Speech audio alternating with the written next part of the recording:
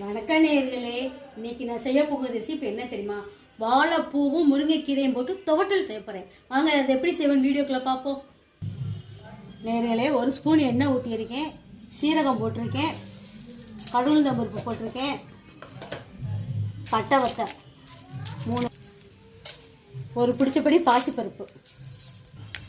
கடுகு பொரிஞ்சிருச்சு. அடுத்து வெங்காயத்தை போடுறோம். நேயர்களே, நம்ம கழுவி கட் பண்ணி பொடுசாக வச்சுருக்க வாழைப்பூவை போட்டுருவோம்.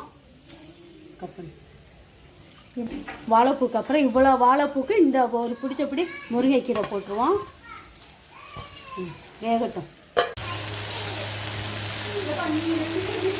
அளவான உப்பு. நம்மளுடைய வாழைப்பூ முருங்கைக்கீரை வெந்துருச்சு. அதோட தேங்காய் துருவலை போட்டுருவோம். தேங்காய் துருவலை போட்டு அடுப்பு அமர்த்திடுவோம். நேர்களே, இந்த வாழைப்பூ வாழைத்தண்டு துருவலுக்கு வெறும் வெங்காயம் போட்டு புளிக்குழம்புக்கு அவ்வளோ சூப்பராக இருக்கும். உடம்புக்கு அவ்வளோ நல்லது வாழைப்பூ முருங்கைக்கீரையும். இதே மாதிரி நீங்களும் இதே மாதிரி செஞ்சு பாருங்கள். செஞ்சு பார்த்துட்டு லைக் கொடுங்க, சப்ஸ்கிரைப் பண்ணுங்கள், ஷேர் பண்ணுங்கள். நன்றி, வணக்கம். நெக்ஸ்ட் வீடியோவில் சந்திப்போம். Bye by.